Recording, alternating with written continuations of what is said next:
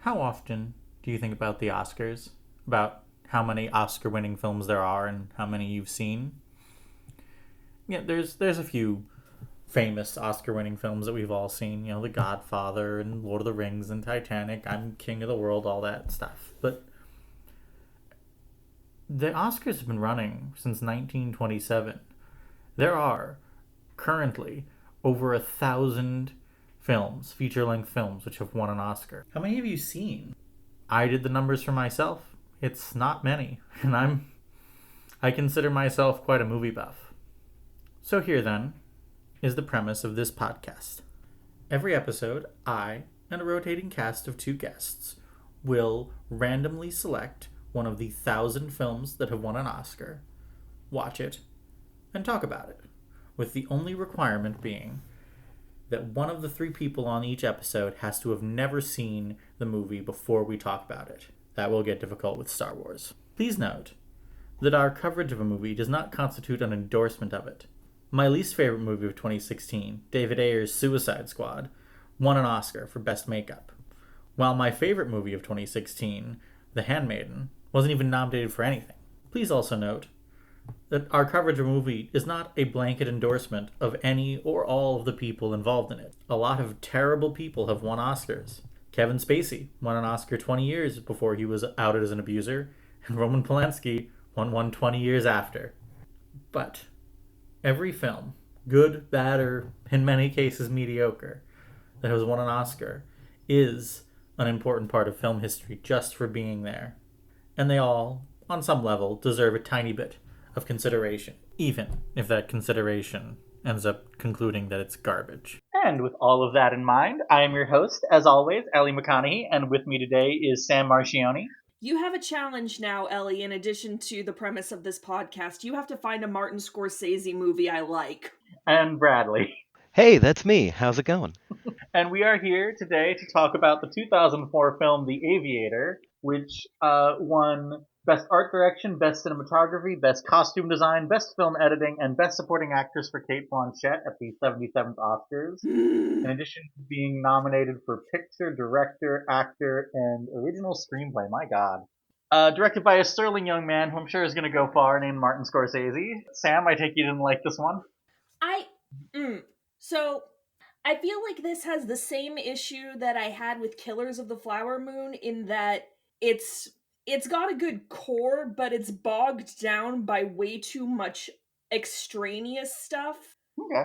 And I get that, especially with biopics, that happens because, in the immortal words of Rachel Bloom as sung by Josh Groban, life doesn't make narrative sense. But there are some narrative choices in this that give me nothing so much as the feeling of revisiting Bohemian Rhapsody. That's interesting because, I feel like one of the things that I like about Scorsese as a biographer, and this is not a perfect example of that. I know that I have kind of a contrarian thing about Goodfellas, but I think Goodfellas is a better example of it, where rather than try to tell you this person's whole life story from beginning to end, he is gonna okay, we've got this one scene, this one flashback scene to when Howard Hughes was a kid, and then we are instantly in mid-production on Hell's Angels. He's not interested in any of the shit that happens there. We're just going right into it. And yes, audience, I'm not gonna do. We don't really do plot summaries here. I feel, but the broad strokes of this one are just, hey, Howard Hughes? About Howard Hughes.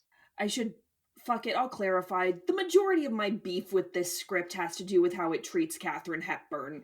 Katherine Hepburn was so much cooler than this. They basically melted her down to the stereotypical supportive lady, one true love. It's what they did with Linda Porter in DeLovely. It's what... How has there not been a fucking Katherine Hepburn biopic? And how do you get Katherine Hepburn this wrong in places? It's interesting because Katherine Hepburn is the actress. Cate Blanchett won Best Supporting Actress for playing Katherine Hepburn. I think she's really good in it. I don't. You don't? No. It feels This is what's giving me the Bohemian Rhapsody vibes. It feels not so much like a performance as an impression. Oh. And again, it goes back to the writing, but these are just these broad strokes of like, Katherine Hepburn talks like this, and she's, a fast talker and calls it like she sees it, and that's all there really is to it, and she understands Howard better than anyone. I mean, I'm not super up on the stories of either Howard Hughes or Katherine Hepburn, so I can't really speak to the historical accuracy of it. I was just saying, like, I think that Cate Blanchett is a very, how do I put this, understated actress. So I think that, like, the stuff that I like from her is when she's sort of doing the over the top Catherine stuff with the actual person underneath. But that could be me projecting onto the movie. And yeah, now I got to come up with a Scorsese film I think you'll like. I think I went with Hugo as our possible. You know, the roles women end up falling into in Scorsese films definitely, like, that's a huge conversation for sure. Portrayal of women, the way they tend to reflect the relationships that they sort of represent to male protagonists generally. Mm-hmm. That's always sort of something that I've got strong feelings in a lot of different directions about usage of women in Scorsese films. But this one, I do think that looking at the way Scorsese discussed the relationships that Hughes had with the various women in his life, honestly, even starting from his mother, Mm-hmm. is interesting because, like, this film is really odd to look at if you think about what Scorsese considers to be enough in one area or another, where, it's 2 hours and 50 minutes long. It's certainly full of scenes, events, details, characters. But then, yeah, as you said, it completely skips over his childhood. His family exists as a single throwaway line in one scene. Mm-hmm. So we get, his mother exists 100% in this movie as the scene where she's explaining how to spell quarantine. Katherine Hepburn exists only as the person who's experiencing the emotional brunt of Howard Hughes' behavior. It's no, I do really think that's an interesting. I don't I don't have any conclusions to come to, I guess, but You made the comparison a minute ago to Killers of the Flower Moon. I think it's super interesting because, like, if I'm not crazy, and it's possible, again, my brain is completely broken, but if I'm not crazy about what Cate Blanchett is doing in this movie, and like the moments where she's sort of like, I don't want to say she's unguarded, but where like she's saying one thing and her eyes are saying another. If I'm right about that, then it kind of does remind me of Killers of the Flower Moon, because you got Leonardo DiCaprio giving this very intense, very over the top performance, and then over here you've got the woman Lily Gladstone in Killers and Cate Blanchett here, who is giving a much more restrained, withdrawn performance. Just Kate is adding the persona of Katherine Hepburn. And she implies that through dialogue a few times, that she is like 80% persona. I don't know. It's an interesting comparison, and they're both. I like both of them. I don't think The Aviator would make my top 10 Scorsese. Don't ask me what those are. I said before we started that I think my top two are Bringing Out the Dead and The Last Temptation of Christ. So God only knows what I like as like a movie. Yeah, I like, going back to like talking about the structure of the film. I think it's really interesting because I wanted to say, like, through 80% of the movie, I wanted to say it's about Howard Hughes's aviation love, because that's the title of the film. He's the aviator, and it's mostly about that. I have a note that I want to add about that in a minute. But then we get to like the final stretch of the film, and I feel like it's almost more about Howard Hughes's battle with OCD, like his obsession. But it's also like about his battle with the US government. There's enough movie for like 3 movies in here. There is enough, Scorsese is not a guy who's going to give you too little movie for your buck. If anything, he's going to give you too much. oh, absolutely. Martin, I need to pee. Yeah, to viewers, I felt kind of guilty because like I watched the movie. I was sitting down to watch the movie, and it's been 10 years plus since I last saw this movie. How old was ever? This was your first time through. You're our first timer, right, Sam? Yes, I am the first timer. When The Aviator came out in 2004, I was more interested in seeing The Princess Diaries 2, Royal Engagement. My back hurts. I was like 14 when this movie came out. It was my first Scorsese watch. For the record, Hugo, by the way, is extremely eligible for this podcast. It was like Technical Award City the year it came out. So if and when we get around to that, I'll drag you back. Watch me. I'm gonna roll it. Okay. I will, unless it didn't win an Oscar, I won't touch Scorsese unless it's on here. I will keep myself pure for your sake. Hugo is only 2 hours and 6 minutes. It's much shorter. It's very restrained. The point I was making is like after we'd all agreed like okay this is the episode. I was watching it and I was an hour and a half in and I paused to go do something and I look at the time code. I'm like I've got an hour and 20 minutes left. Martin, please. It is a lot. You're right. It is a lot about his battle with the U.S. government, or just really one senator. I guess that's kind of like a stand-in for the U.S. One senator and Alec Baldwin test running his Jack Donaghy. I have it so many times in my notes, like, he's doing good work here. This is too close to Jack Donaghy for me to take it seriously. That was coming up for me a lot watching it this time, just seeing various things where I can't help but imagine Baz Luhrmann watching this film and seeing Leonardo DiCaprio standing in front of brightly colored Art Deco mirrors and realizing, I can make some schlock with this man. I can't really. There's so many moments. Yeah, the Jack Donaghy of it all, and honestly, looking back and realizing that John C. Reilly is in this, Adam Scott is in this. Oh my god, I lost my mind when Adam Scott came on, and it made it so clear that the transatlantic accent doesn't sound good on people unless you are Katherine Hepburn. Like, Adam Scott's transatlantic accent is awful. I wrote a line down. Hearing him say, "It'll be a regular boob buffet," I think actually hurt me a little bit. Ben Wyatt, what are you doing? It's so fun. I'm like, I have in my notes, like, holy shit, this cast is stacked. Like, they get Willem Dafoe to show up for one scene. And he's so good. I'm always happy to see Willem Dafoe. Even when the movie's bad, I'm like, hey, Willem! This was a Willem Dafoe role as opposed to a Willem Defriend role. And also, Jude Law shows up as Errol Flynn. I'm shocked that role did not go to Cary Elwes, but...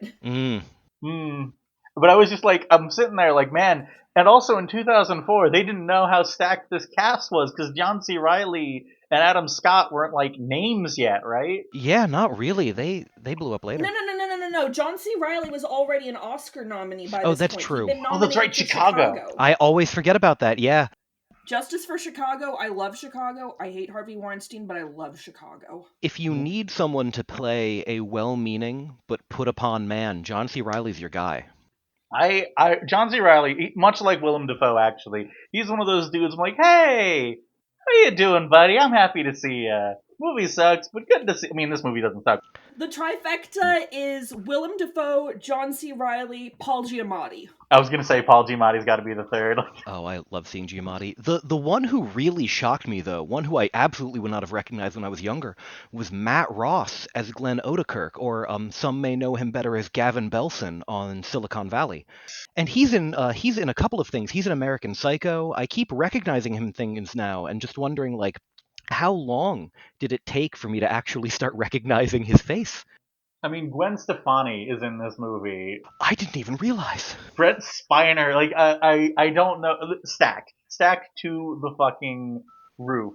Alan Alda is the villain. And he's so good. Oh. They did that in Killers of the Flower Moon, too. Like, remember Killers of the Flower Moon? It's like the last hour of it, and suddenly, bam, there's Brendan Fraser, and you're like, Brendan Fraser, what are you doing here?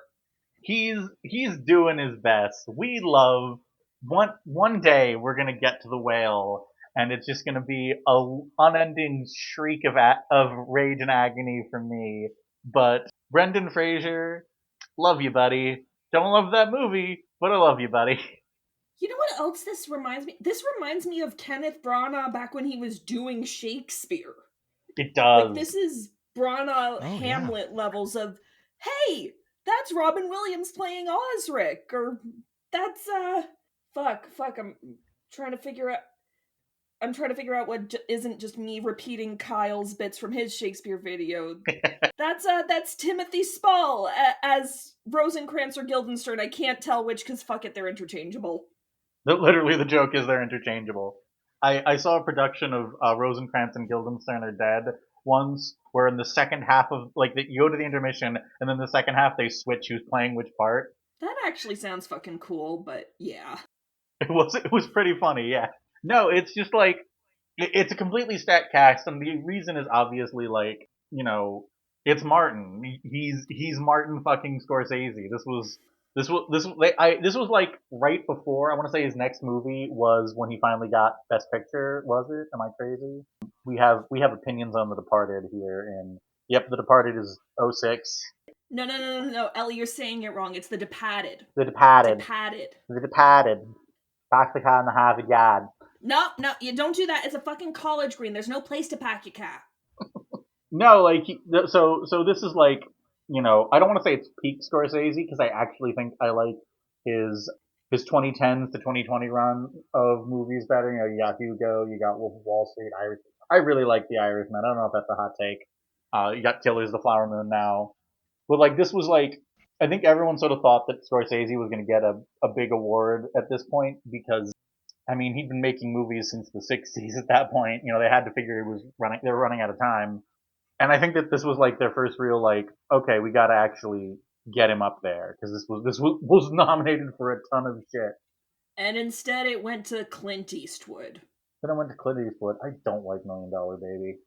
I also don't. I was actually, when I was looking at the Oscar noms earlier, seeing the, nominated for 11, won 5, I don't love everything in some of those categories, and there are some of those that I actually do look at. I'm like, I'm not sure if I would have given it to The Aviator over this, but I'm not sure I would have given it to this personally. But honestly, like, I think I would have had an easier time with Cate Blanchett being the Best Supporting Actress winner in this category if Natalie Portman had been moved to lead for Closer. Because we're not talking about Closer in that much detail, but hot take, Natalie Portman fucking carries Closer, and she's the goddamn lead of that movie. My hot take about the 77 acting awards is Jamie Foxx won for the wrong fucking movie. What would you have had him win for instead? He should have won for Collateral instead of Ray. oh yeah, ooh, you just opened up something for me. Collateral, ooh. He was nominated for Collateral and for Best Actor for Ray, and I've been like, you picked wrong, Academy. So this was probably another apology Oscar. It was the same year. It was the same year? He was nominated for both actor and supporting actor for different movies. Oh, right, it was one of those. I forget that happens sometimes, because it's so rare. It's so rare. And I can't think of another time when it happened where, like, I like one movie and hate the other. Honestly, more often I kind of hate both movies. But we're not talking about other movies. We're talking about The Aviator. Sorry. I have... No, it's okay. Like, Tangent... This podcast is Tangent City. That's just how it is. I actually kind of wanted, like, other people's opinions on the depiction of Howard's OCD, because I feel like it's such a big part of the movie. It feels very much like it was done in a skimming sort of way. It feels like the very worst of Academy crip face, for lack of a better term. It's like, yeah, I did all this research by reading journals that were published by doctors who studied it, and these are the big symptoms that manifest, so I'm gonna do all the symptoms. I'm gonna repeat my lines a bunch of times. I'm gonna repeat my lines a bunch of times. I'm gonna repeat my lines a bunch of times. See, I had this, like, thought while I was watching it. I think it was during the, like, big freak out when he locks himself in the theater.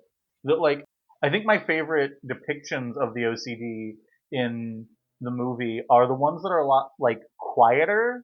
Like when they're at the dinner and Errol Flynn just, like, steals one of his peas and suddenly he just can't eat it. Oh, the plate violation. Like, that's the stuff that I think works. Howard doesn't share food! But I will say, like, one of my least favorite, I guess, like, tropes in especially Oscar-winning movies, Ray does this really bad where like you have one major event that goes well for you and bam, your mental problems are cured. And I like that this movie ends on the note like, nope, Howard is not fixed by this. Honestly, I thought the scene that best did the disability representation was the scene where he was at the Hepburn family home and everybody is talking at him and there's like 5 different conversations happening at once and it's sensory overload hell. I have in my notes here, like, people can go back and forth about whether or not Cate Blanchett deserved her Oscar for this one. One person who definitely earned it is Thelma Schoonmaker, who is Scorsese's, like, editor. R.I.P. R.I.P. I love the editing on that scene. Wait, hang on. No, wait, she's still alive. Why did I think she was dead? Why did I think she was dead? Yeah, why did I think? I thought so too. I'm so sorry, Thelma Schoonmaker. Oh, Schoonmaker. It's pronounced Schoonmaker. Doubly sorry, Thelma Schoonmaker. What is wrong with me today? Thelma, I'm sorry. One person who definitely earned her Oscar was Thelma Schoonmaker. And I particularly thought that during the dinner scene because I like how much the editing mirrors Howard's emotional state. Like when he feels out of control, it's like cutting back and forth. And when he like very briefly gets control of the conversation, it gets like a lot more locked off. I think that's good shit. Yeah, that was great. I realized what the problem is. The problem is that Robbie Robertson passed away during Killers of the Flower Moon, and that was dedicated to his memory. So that's a different big Scorsese collaborator. Mm-hmm. So I got my wires crossed. Regarding depiction of Howard's OCD, for me, I do have a lot of feelings about that because in a lot of ways, that's sort of my personal connection to this film. As somebody with fairly bad obsessive-compulsive disorder who, to be completely honest, saw it depicted in any way where it wasn't a punchline for the first time in this film at the age of whatever I was, 9, maybe 10 when it was on DVD.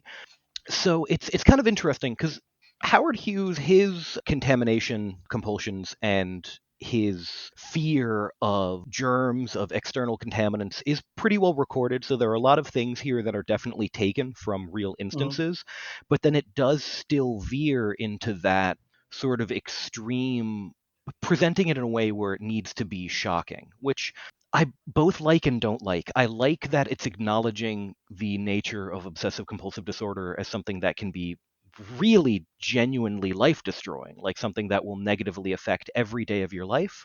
But there's one shot in particular that I can't get out of my head. It's the lineup of the piss bottles in the theater. Ugh. Like that felt like. Do you think Leo went method enough to be like, I have to fill the pee bottles myself? Don't. I hope not. He looks those piss bottles look very dehydrated. Truly. So it's I have it's one of those where I look at it and I think I overall think an attempt was made. Some things were done well, and there are some things that I don't feel so great about. But I think personally, I lean more in the positive camp. It's difficult because like I had this conversation with one of my friends about like depictions of autism in film. I think we were talking about like Community and Abed, and like one of the problems I feel like is just in a visual medium. It's gonna be so hard, especially in a movie, because like in a TV show you can have little things like exist constantly. Movie you've got 2 hours, or in Scorsese's case 3 hours, to to get an emotion across. And like I don't know, I think that the piss bottles, it's a good shot in like holy shit isolation way, but it is kind of like, man, you don't got to do that. I get what you're saying. I think that it's kind of like a mixed bag in a lot of ways on that. It did do a little bit of what he really needed was just was that Ava Gardner? It was Ava Gardner. Yeah, Kate Beckinsale was playing Ava Gardner. Yeah, to come and pull him out of his funk, and then he could go have his big moment in I'm so torn on the depiction of Ava Gardner in this movie because again, like I wonder how much of like what I like about it is just me picking up stuff that the movie isn't necessarily putting down. Like the bit where she comes to help him out. I do like that it shows him still having the problem after that because again, I don't like it when movies are like, you're fine now forever. I hate that. But I feel like the movie is trying to communicate, like, this that she is doing for him, this is something he does not deserve and has not earned. She's doing it anyway, because he was so shitty to her. Like, Jesus Christ, True. even after she told him, get the fucking bugs out of my place, he still leaves a tap on her phone. Yeah. Yep, that's, well, I suppose we should probably mention at some point, Howard Hughes, not a great dude. Yeah. I have an odd question for the two of you relating to Cate Beckinsale in this. Have either of you seen the Charlie Day film Fool's Paradise? No. I've not. It's not great. That's just my opinion, not an official opinion of the podcast, obviously. But Fool's Paradise, Cate Beckinsale plays a character oddly similar to her portrayal of Ava Gardner in this one, and I could not stop thinking about the fact that it felt very much the same, and her character in that film was supposed to be a parody of the, Hollywood actress wife character in a movie like this. It's not a particularly well done parody, but it does feel a little bit odd to look at this and say that I do think the way Beckinsale's performance comes across does feel a lot like someone kind of trying to make this look ridiculous. Hang on, I want to check the screenwriter's filmography a little bit, because we've been throwing shade at Scorsese for how he does women, but I don't know how much I'm vibing with John Logan either. Like, I'm looking, we've got Gladiator, The Last Samurai, a couple Bond films. Oh God, they slashed them. Oh, that's a fucking movie and a half. No. Oh, he wrote Rango. Oh, this has become very difficult for me suddenly. Oh, he wrote the worst Bond film. Yeah, and I mean those aren't great. But then I look at, like, I vibed with the original Penny Dreadful, the one with Ava Green in it. I mean, Sinbad Legend of the Seven Seas has its own women tropes, but also, like, Michelle Pfeiffer as Eris. It's interesting. I'm looking at this filmography, and you're right. Like, Scorsese doesn't actually write his own scripts super often. I feel like this is a weird filmography. Okay. Here's a hot take for the audience, and it is a movie that we're gonna cover some point. I don't really like Gladiator. I do like the Ralph Fiennes adaptation of Coriolanus, which he also wrote. I mean, Shakespeare. Sweeney Todd. I could go on about Sweeney Todd, but that's for another day. I think that if when and if Sweeney Todd is one of the 4 movies I roll, I'm just gonna be like, can't do that. Got too many theater kids will come scream at me about that movie. Funny, yeah. They slash them is, how do I put this gently, one of the worst fucking movies of the decade. I did see it. Awful. I feel like I truly wonder if someone had some, blackmail on Kevin Bacon that they had to just pull there. But then also, like, Jason Blum produced, so I don't understand how that film exists. I'm with you on that. Someday I'll send both of you my, like, script remake for the script that I wrote for a remake of Can't Sleep Away, which is better than that. Oh, okay. This actually makes, okay, I'm gonna say something a little, I think this might be a tiny bit, like, controversial. So apparently John Logan, the writer, is gay. Okay, I don't want to be rude about this, but there's a specific kind of, like, way that some gay writers who aren't very self-aware write women, where they just kind of, like, it's not even that they hate women, it's that they're just, like, not interested in them. Oh my god, Ellie, you have to get me on the Lincoln episode, because I will talk about Tony Kushner and this exact thing forever. People know what I'm talking, it's not quite as bad as, like, Bret Easton Ellis is like, man, you should be telling a therapist this, not me, shit about women. But it's just like, they're just not interested in women except how they relate to men. And this feels very much like that. Like, none of the women exist except in their relationship to. But on the other hand, like, I don't want to say that's necessarily a gay thing. That happens all the goddamn time in biopics. Yeah, it's It's frustrating. The fact that the way Katherine Hepburn at first exits the movie by hooking up with Spencer Tracy, and then we don't really see her until we have the one Willem Dafoe scene, of like, I've got these pictures of Katherine Hepburn and Spencer Tracy, and Howard's like, no, you're not gonna do that. And then she comes back when he's at his lowest point. It's like, oh, thank you for doing that for me, Howard. You're a real one. Katherine Hepburn could have had her own shit together, okay? It's super interesting because so Katherine Hepburn's a really complicated historical figure on her own. We're not going to talk about her in detail, but again, I feel like there are a handful of moments. Like I really like the bit where Howard asks her, do you love him, like Spencer, and she responds. She doesn't say yes. She says he's all I have. And it's like, that's an interesting way of putting it. I feel like if Catherine was a bigger character in this movie, we could Yeah, we could explore it a little bit more. but this is not a movie about Katherine Hepburn, and I kind of wish it were. Nah.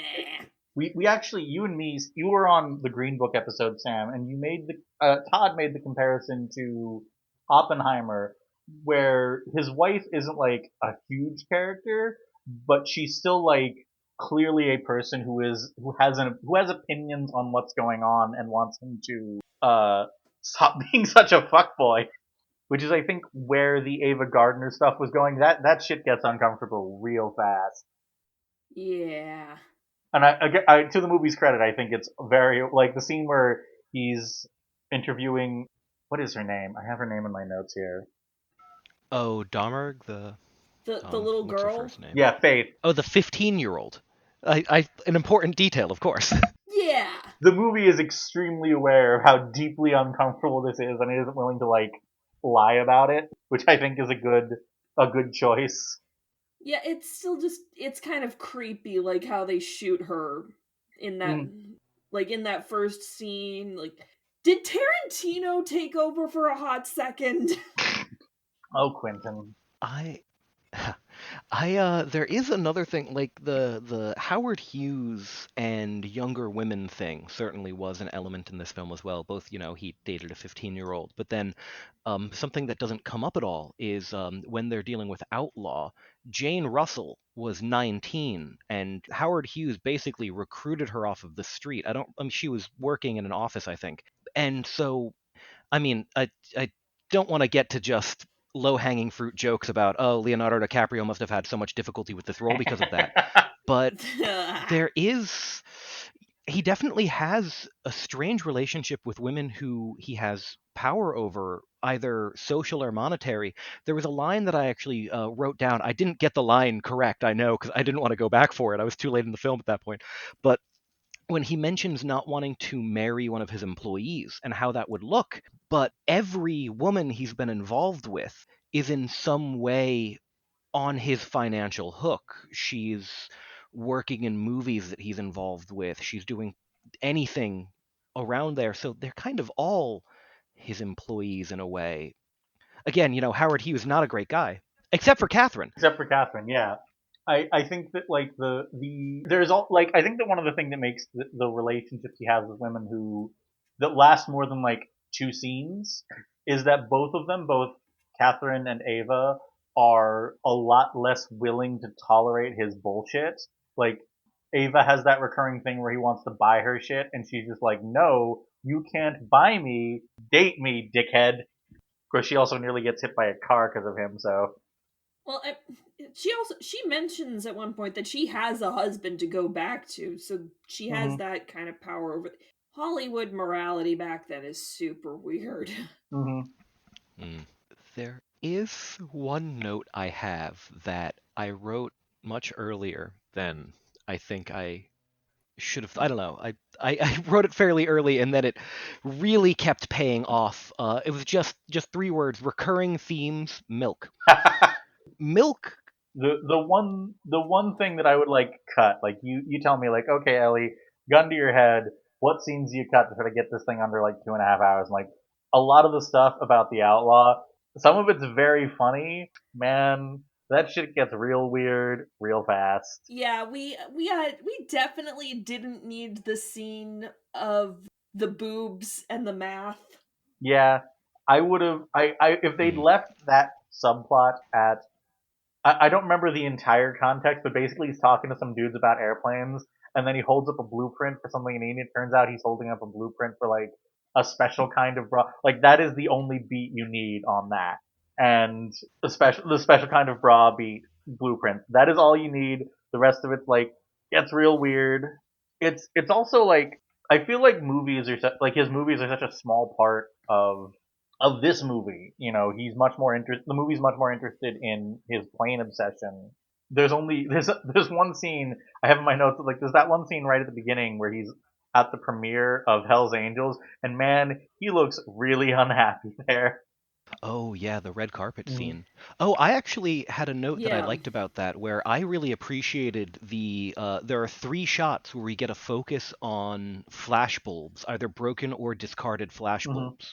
And it seems like, I don't know if they're trying to mention something about the, destruction and the cost behind creating film or taking photographs in general, but I really did like just seeing all the broken glass.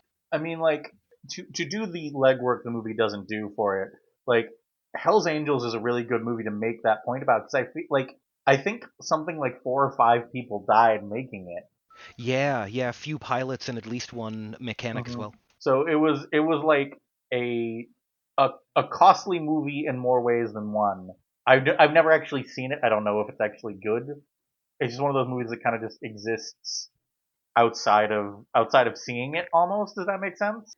I don't know. You kind of lost me because those scenes were kind of my own level of sensory overload that I didn't particularly enjoy. So good job effectively communicating that, Martin. There are several moments where I feel like the film does really get. I get sensory overload sometimes. I liked how I feel like one of the problems with plane crashes in movies is that there's always like this line to walk between fun to watch and supposed to be horrible for the characters, and I feel like this movie leaned all the way into horrible for the characters during the plane crash in the third act, or I guess the second act, something act.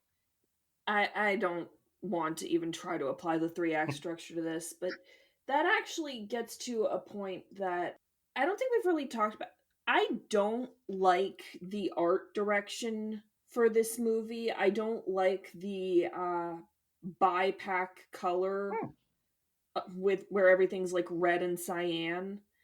I get that it's a stylistic choice. I get that they're trying to make it look more like the films of the Mm-hmm. era, but it's not doing it for me. To me it looks very very ugly, and it reminds me of so many films that are made nowadays where everything is in this like gross orange and blue that I absolutely hate. I mean, this was like very early on in the history of digital color correction. I want to say like the first movie to ever be completely digitally color corrected was Oh Brother Where Art Thou, which is only like a year or two earlier than this. What did it beat out for best art direction? Let me look. For art direction, it was Finding Neverland, A Series of Unfortunate Events, Phantom of the Opera, and A Very Long Engagement. Phantom of the Opera, really? Well, a series of unfortunate events, really? Huh.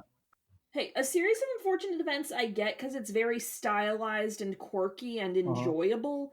Phantom of the Opera, no, that one I don't get. Phantom of the Opera got way more nods than it deserved. Perhaps that was a bit of a weak year for that award based on that list. I'm looking at like the nominees for a lot of the tech awards, and there's one movie that got a bunch of them, a bunch of nominations but no wins that I'm glad didn't, which is Passion of the Christ. Oh, fuck you, Mel. This is a fucking weird year at the movies. I'm shocked that this got a sound mixing nomination because I thought the sound mixing was atrocious. I kept having to slide my volume controls up and down because there were some scenes where it was so quiet I couldn't hear what was happening, and the copy I had didn't have subtitles because I was watching it with friends and they were controlling it, and I guess they could hear it fine. But I'm like, can you turn it up? Can you turn on subtitles? They're like, no, and That's odd.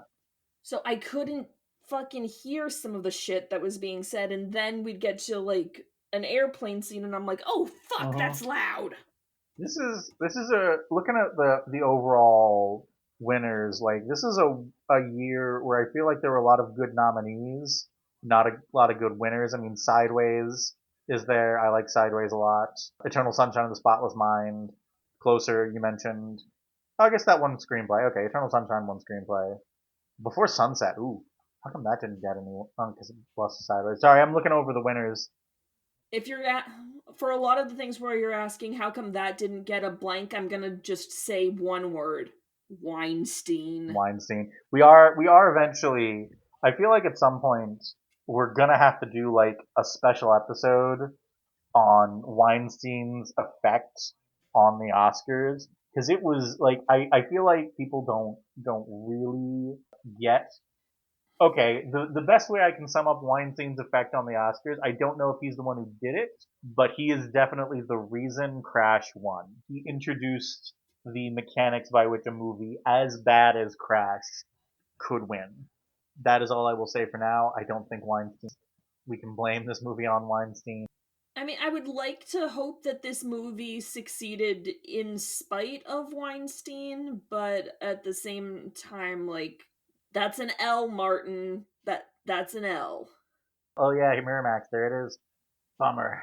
The big producer on this one was Michael Mann, who he rocks, and he also had Collateral this year, which could have won a lot more stuff. That movie rules. I like Michael Mann. I was gonna say, like, I'm willing to bet, I will put money right now that you really like Michael Mann's movie adaptation of Miami Vice, Bradley. I haven't seen it, but I actually really think I need to, because I can't like Heat as much as I do and not probably love that film. I bet you $50 you go see Miami Vice, you're gonna be texting me out. That was amazing. I'll do it. Yeah, I don't know. I've got so many notes for this movie, but that's mostly just because it's a really long movie. So I wound up with like 3 pages worth of notes. We should probably talk at some point about the plot line with the senator, which is, hey everyone, it's Alan Alda. Do you think this was Alan Alda's audition for The West No, the Wing? West Wing is over by now. 2004. It is?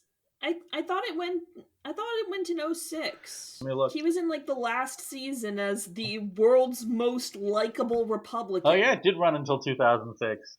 I've never watched The West Wing, despite Aaron Sorkin being my nemesis. So I should probably get on that.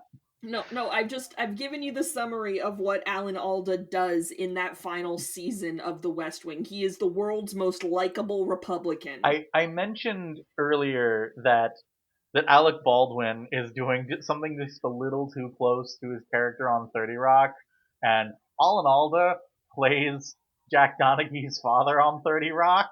Oh, right, I forgot about that. He is doing a performance that is, again, just a hair too close. And that's not this movie's fault. 30 Rock is still several years out at this point, but like, man, I would pay really good money to watch the cast of this movie sing Just Need a Kidney. Some of those things about the cast, though, like, your Alan Alda, Brent Spiner, John C. Reilly, Leo DiCaprio, Cate Blanchett. You've got all of these people using this as a center point for playing degrees of Kevin Bacon. Like The Aviator, what a powerful film. True of almost anything by Scorsese, but you can bridge some really wild gaps between actors just using this one. I can start running my Star Wars game right fucking now if you want me to, but that's for another day. This movie will eventually show up on my podcast, assuming Skeleton Crew ever gets released and Jude Law gets his official degree ranking. Is he the only one? I don't know. I'm sure somebody else has popped up in Star Wars in some capacity, or they've done something with a Star Wars person. I'm sure if I run this through my thing, I'll find that there are people who worked on the crew of this movie and also worked on Star Wars, because this was right when the prequels were wrapping up. It was, yeah. But, yeah, that is the thing when you get a cast of thousands, there are gonna be a million connections, and that reinforces the idea that everybody in Hollywood knows each other and they're all in on everything. I feel like the thing that struck me about this cast, obviously, I think Cate Blanchett's good. I think John C. Reilly's good. I think Okay, Ian Holm is not actually doing a very good job, but he's not in it much. He's doing a very weird accent. He is, and I don't know why. He just looks surprised. I don't know why you'd hire him if you don't want him to use his, like, normal voice. I don't know, Brad Bird pulled it off with him. I guess that's true. I was like, so this was 04. So this was like Cate Beckinsale making a stab at, like, more serious dramas, right? Like, this was, like, right around the... This was her, I think, trying to recover from Pearl Harbor. Oh, right. That was her, wasn't it?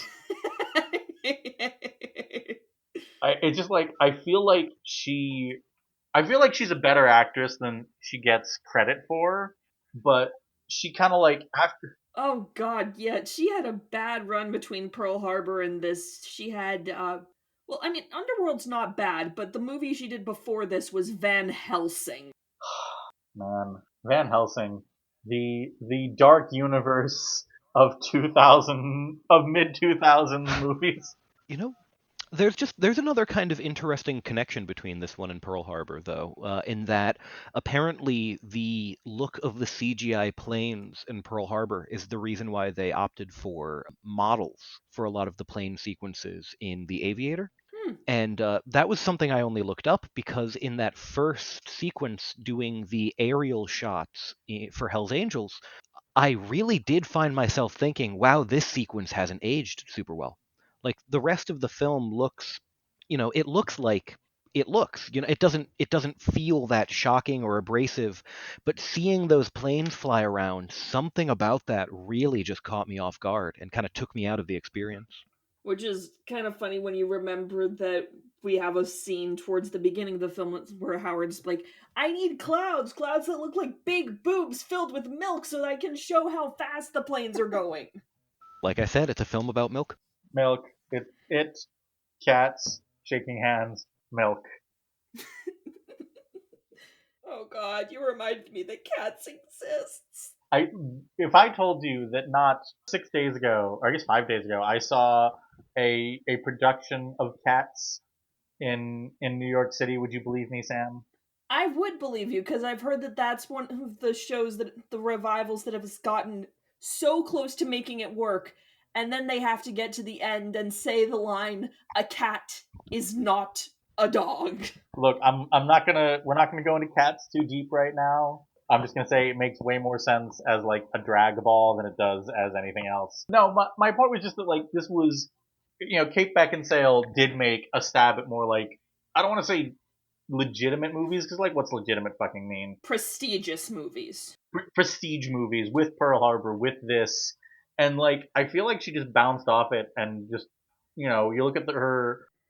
Ricocheted back into Underworld. Ricocheted back into Underworld. She was in the Total Recall remake, which is atrocious. Wasn't she only in that because she was married to the director? Is it? Is that why she was in it? Len Wiseman. Double checking. Len Wiseman. Yep, married to Cate Beckinsale from 2004 to 2019. I can't get too mad at that. I do love directorial wife guys. I don't like any of Paul W.S. Anderson movies, but I get it, man. You just want your wife to put on a leather outfit and fight monsters. Fair enough. I get it. Oh, W.S. I thought you meant Paul Thomas Anderson, and I was thinking back to Inherent Vice. Like, he did not use Maya Rudolph that well, but you're talking about Mila Jovovich. I am talking about Mila Jovovich. I do like Paul Thomas Anderson movies. I also like Wes Anderson movies, but not Paul W.S. Anderson movies. Yeah, not Paul W.S. Anderson. The evil Paul Anderson. There are too many Andersons. There's too many Davids and there's too many Andersons. Not enough Martins. And we're back on topic. You know what? That does remind me, speaking of people with similar names, there are 2 Cates in this film, spelled differently. There are multiple Cates, one of whom is playing a different Cate, which is spelled differently. Isn't that wild? So I take it if I asked you, at least Sam, whether or not Cate Blanchett, when you signed up for this movie, you were asking how mad you were going to be. You're pretty mad about that win, I take it? I don't know that I'm mad so much as I'm frustrated, because, like, I did look at the whole year of 77 in film, and, like, it wasn't it wasn't really a lock. There was like kind of a spread between the supporting actress nominees. Like Natalie Portman got the Globe. I think Laura Linney got like Critics' Choice or something.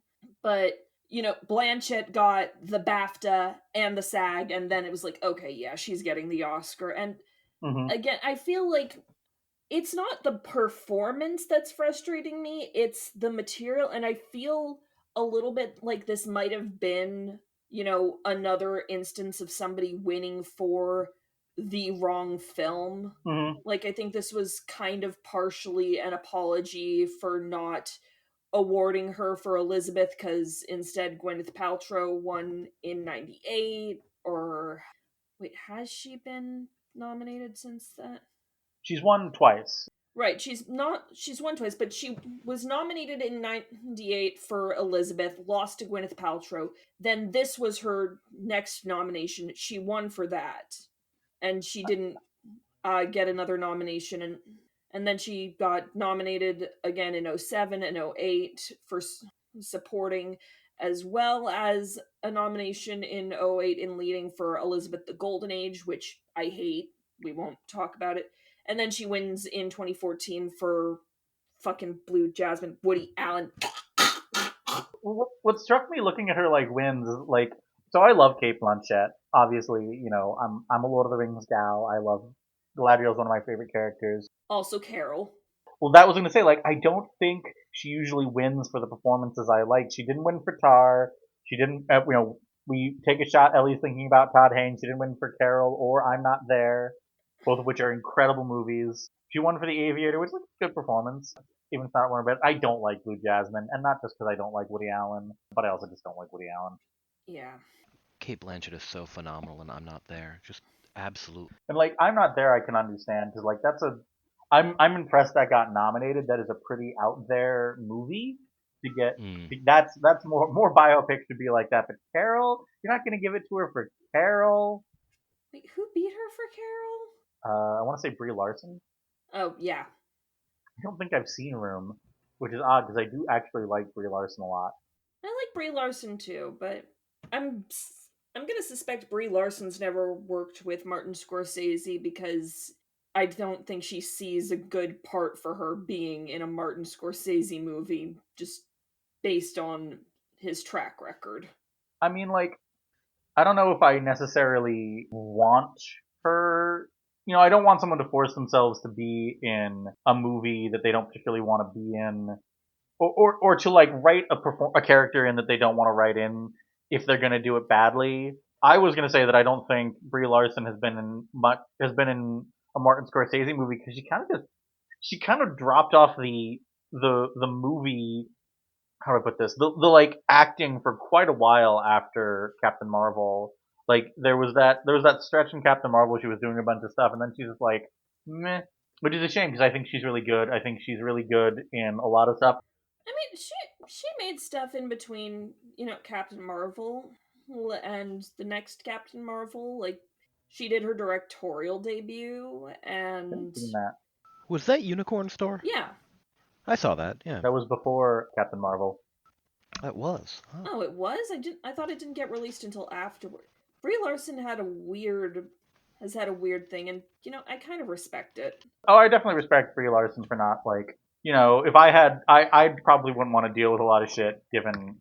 We're not going to talk too much about Brie Larson. Just like she is on the list of people who I'm like, can you be normal about her for 5 minutes, please? Yeah. Honestly, I think there are unfortunately too many people out there who hate Brie Larson who would also consider themselves aficionados of cinema because they like Martin Scorsese movies. Yeah. Boom, brought it back. Yeah, that's sort of the thing. Like you both, or Bradley mentioned that this was like his first exposure to Scorsese. I think it was mine too.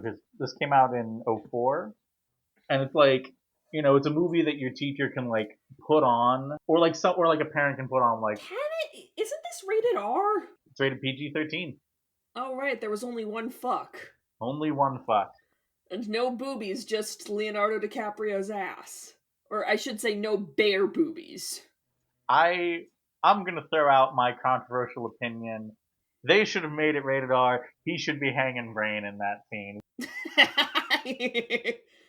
We are really weird in movies about dudes showing dick or girls showing dick. We need to get over that. Show me that man's penis.